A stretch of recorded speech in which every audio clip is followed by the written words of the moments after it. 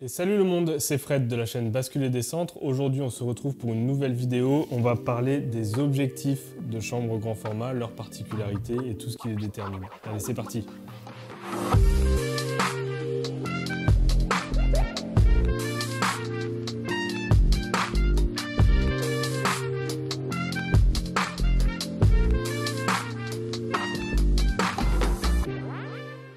Donc comme je vous le disais en intro, on se retrouve au studio et on va parler des objectifs pour chambre grand format. Je vais essayer de vous détailler les caractéristiques de ces objectifs qui, vous le verrez, sont assez particuliers et sont plutôt différents de ce qu'on a l'habitude d'utiliser sur nos réflexes ou nos hybrides de maintenant. Alors pour ce faire et pour bien vous le détailler, je vous ai amené des objectifs que j'utilise habituellement sur des hybrides. Alors ici, je vous le montre ici à la caméra, c'est un 35 Nikon Z. Donc très récent, hein, ça c'est un objectif qui est sorti dans les années 2020.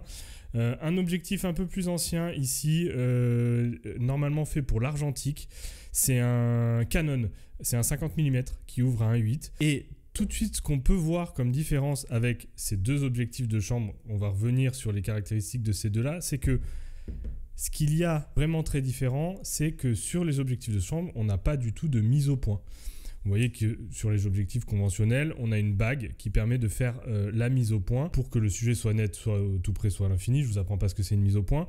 Sur celui-là, bon, je l'ai bloqué, mais l'autofocus étant très fonctionnel, on n'a pas besoin forcément de la mise au point manuelle, c'est pour ça que j'ai fait ça. Mais sur un objectif de chambre, il n'y a pas de bague de mise au point. Pourquoi ? Parce que, je vous l'ai montré ici et vous le savez, la manière de faire la mise au point sur une chambre, c'est en fait simplement en avançant ou en reculant les corps avant et arrière. Plus on approche les corps, plus la mise au point s'éloigne et plus on écarte les corps avant et arrière, plus la mise au point se rapproche. C'est pour ça qu'en photo macro, on en reparlera, on a des soufflets qui sont très longs.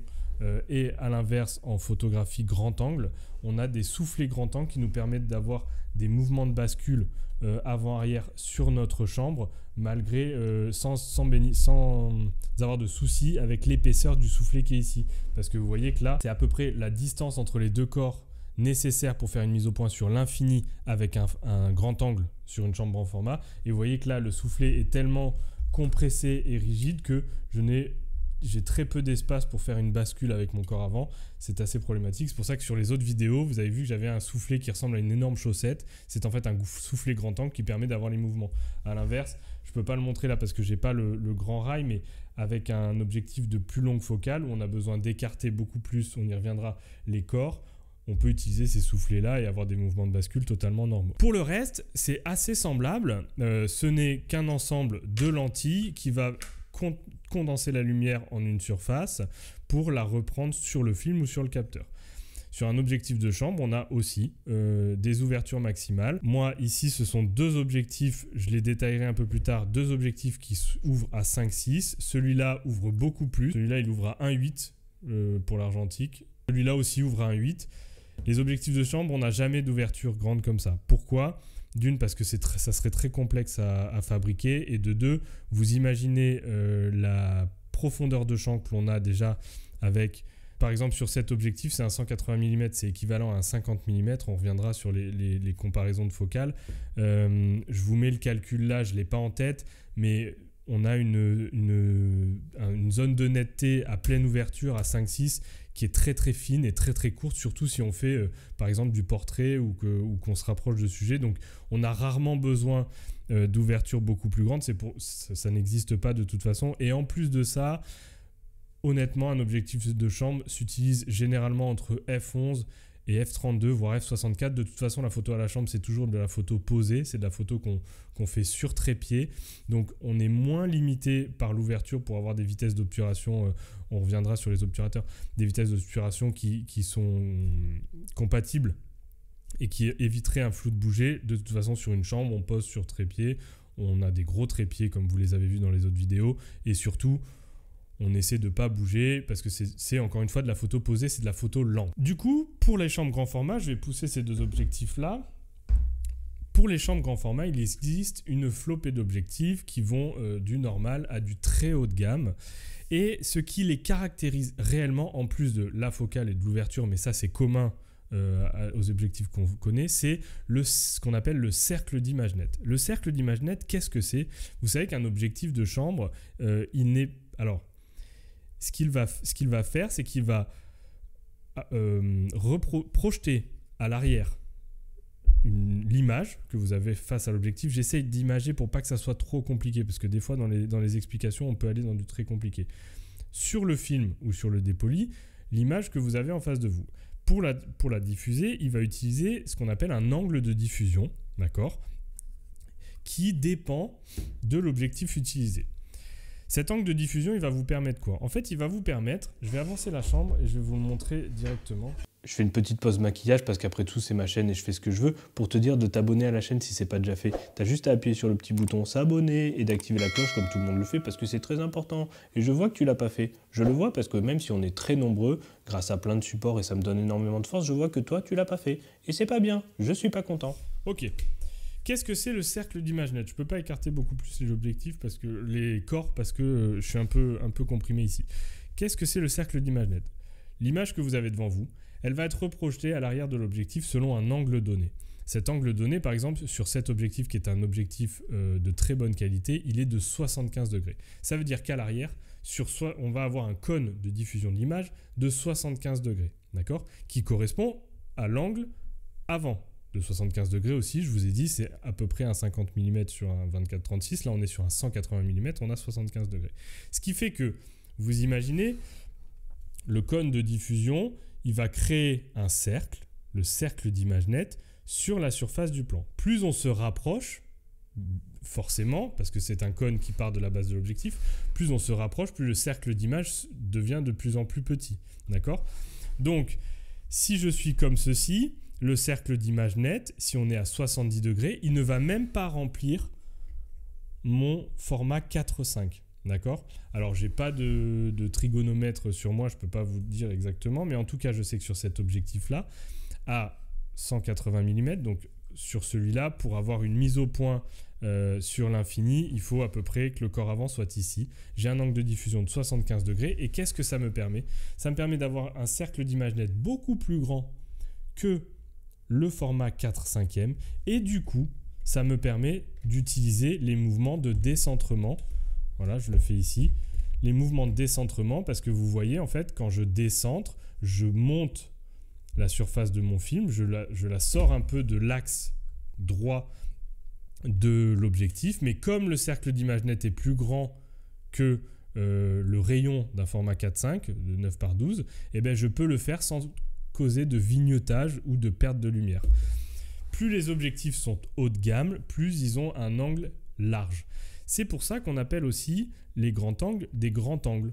Parce que celui-là, par exemple, qui est un grand angle, il a un cercle de diffusion, c'est un 90 mm, donc sur un 24-36 c'est équivalent à un 23 mm, donc c'est un grand angle, mais en plus de ça, il a un cercle de diffusion de 105 degrés. C'est-à-dire que quand je fais une mise au point sur l'infini ou plus près, j'ai un cercle arrière très large de 105 degrés qui me permet de faire énormément de mouvements de décentrement. Je ferai une vidéo sur les décentrements qui devrait sortir très prochainement. Elle est un peu technique à réaliser parce que je voudrais vous faire quelque chose d'assez quali.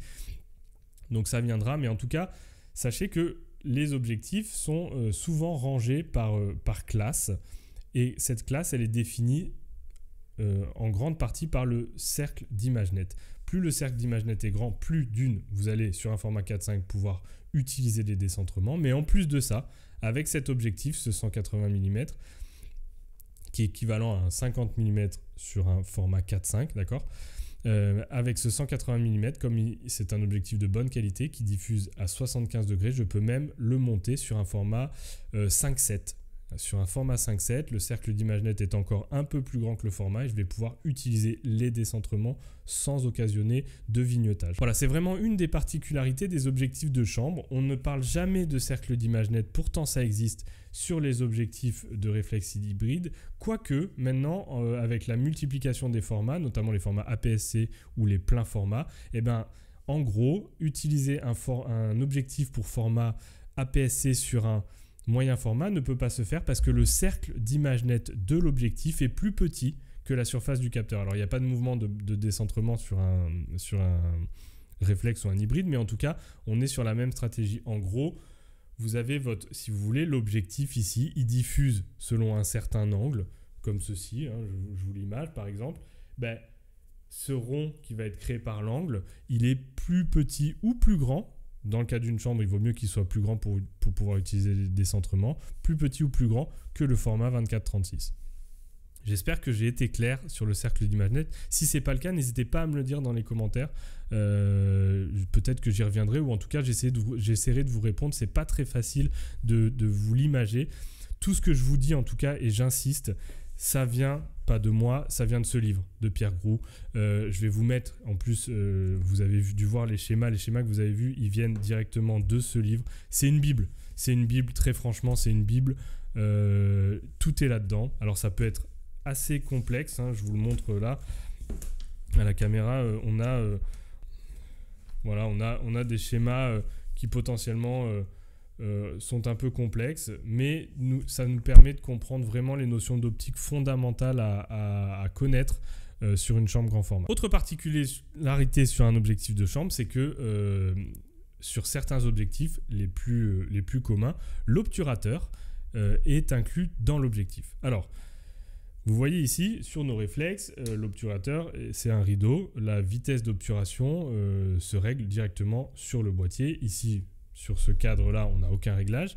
Et en fait, vous voyez que, je vous le montre ici, mais en fait, tout simplement, je ne sais pas si on le voit, sur cet objectif, hop, voilà, je me mets bien. Sur cet objectif, vous voyez que j'ai une roue, voilà, qui va me permettre de sélectionner la vitesse d'obturation désirée. D'accord ?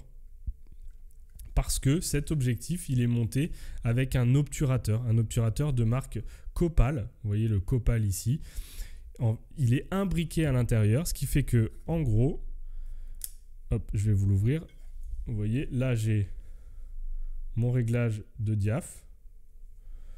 Voilà, ça c'est F60. Et là, on va se mettre à F5.6. Vous voyez, le réglage de diaphragme, il se passe comme ça. Et ici, j'ai mon obturateur que je ferme avant de charger mon plan. Hop, j'ouvre. Et là, on n'a pas vu parce que la vitesse d'obturation elle est bien trop élevée. Hop, tac, regardez. Et voilà, l'obturateur est inclus à l'intérieur. Pareil sur mon 90. Vous avez ici l'obturateur avec les règles de vitesse que vous voyez là avec la petite flèche rouge qui permet de sélectionner la vitesse désirée. Alors il existe un autre système qui s'appelle sur Cynar, qui s'appelle le DB. C'est des objectifs, je vous les montre là, qui sont un peu plus particuliers. On n'a que le réglage de diaphragme parce qu'en fait l'obturateur il est monté sur une planchette extérieure, donc on ne change pas l'obturateur, on règle les vitesses, on ne change pas l'obturateur quand on change l'objectif, il n'est pas monté dessus. C'est moins commun, les objectifs coûtent du coup un peu moins cher, mais l'obturateur en lui-même qui se fixe sur la chambre Cynar coûte assez cher, aux alentours des 600 € d'occasion. Ça alourdit un peu le matériel, mais ça permet d'avoir des objectifs qui sont de même qualité, parce que les objectifs sont à peu près les mêmes, ils sont souvent un peu plus récents, mais en tout cas on touche les objectifs un peu moins chers qu'avec les obturateurs Copal ici. Sur les obturateurs Copal, il y a des chiffres. Vous voyez ici c'est un Copal, je ne sais pas si on le voit bien, Copal 00. Ici, il n'y a pas de chiffre, mais c'est un Copal 1. Qu'est-ce que ça détermine ? En fait, ça détermine le trou de la planchette. Parce que vous voyez que ces objectifs sur une Cynar, ils sont montés sur cette planchette-là, mais sur d'autres marques, par exemple les Linoff, ils sont montés sur des planchettes qui sont plus petites. Mais à l'intérieur, une planchette, c'est comme ça. Voilà, je vous en ai amené une ici. Si vous voulez, hop, je la montre. La planchette, l'obturateur, l'objectif, il va se fixer dans le trou. D'accord ? Il va passer au travers.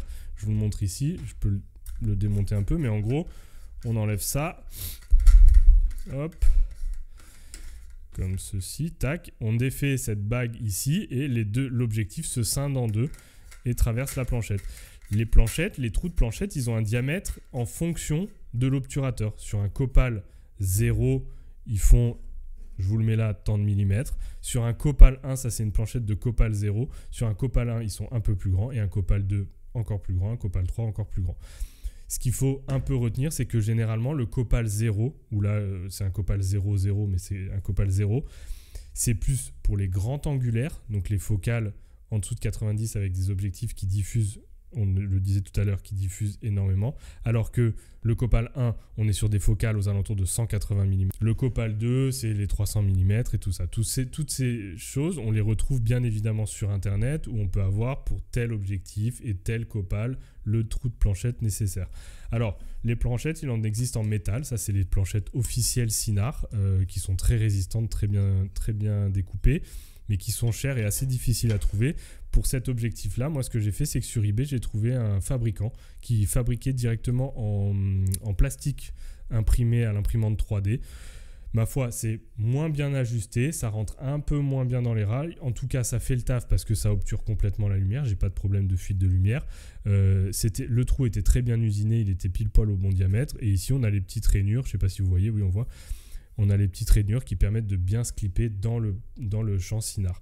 Il y a d'autres types de planchettes, je vous le disais, l'Inoff que je vous affiche ici, qui sont plus petites avec 2 petits crans en dessous, mais en tout cas, on peut monter indépendamment les objectifs sur l'un et l'autre. Et moi, du coup, j'ai 2 objectifs, dont un que j'ai acquis il y a très peu de temps. J'ai commencé la chambre grand format avec un 90 de très bonne qualité. Cet objectif-là, c'est un objectif qui, sur Internet, se vend aux alentours de 900 €. C'est un ultra grand angle, il diffuse à 105 degrés à l'arrière, donc j'ai des mouvements de décentrement énormes, je peux bouger mon corps arrière énormément. Par contre, c'est un 23 mm, alors c'est bien pour du paysage, optiquement il est parfait, mais c'est un peu plus difficile à utiliser, je dois dire. C'est pas vraiment ma focale de prédilection. Moi, sur de l'hybride et sur mes travaux de reportage, d'ailleurs, n'hésitez pas à me suivre sur Instagram aussi, sur ce compte-là. Sur mes travaux de reportage, j'utilise quasiment que du 35 mm. Du coup, j'ai acquis un 180, qui est la focale standard en format 4.5, qui est l'équivalent, c'est du 50 mm, 52 je crois à peu près. Ça va me permettre de faire un peu plus de portrait, parce que j'ai essayé de faire du portrait au 23 mm, c'est vraiment pas beau. De faire un peu plus de portrait, d'avoir une focale qui est plus facile à utiliser, plus dans ce que j'aime en photo. C'est un objectif, ça c'est un Fuji, alors que ça c'est un Schneider Kreuznach. Je sais pas si je le prononce bien. Ça c'est un Fuji. Il est optiquement de très bonne qualité aussi, peut-être un cran en dessous de ça en termes de piqué de définition, mais en tout cas l'obturateur marche très bien, je l'ai eu sur le Bon Coin aussi. C'est un objectif japonais, les lentilles sont très propres, il n'y a pas de champignons. C'est mon nouvel objectif. Il y aura très bientôt une vidéo de test sur cet objectif là qui va sortir. On va partir à Nice pour tester cet objectif sur de la couleur et du noir et blanc. Voilà, c'est la fin de cette vidéo, j'espère que ça vous a plu. Si c'est le cas, dites-le moi dans les commentaires, on est de plus en plus sur la chaîne. J'en profite pour faire un petit clin d'œil à Baptiste de MGK Photographie qui m'a fait un clin d'œil dans sa dernière vidéo et ça m'a donné énormément de force. Quelques petites précisions, si vous commencez la chambre grand format, achetez ce bouquin, c'est fondamental. Tout ce que je vous dis et tout ce que je fais, je l'invente pas, ça vient de là-dedans, c'est très précis, ça vous donne des notions d'optique qui peuvent aussi vous servir en photographie conventionnelle, à l'hybride. En attendant, amusez-vous. Achetez une chambre parce que c'est le meilleur format possible et je vous dis à très bientôt. Ciao!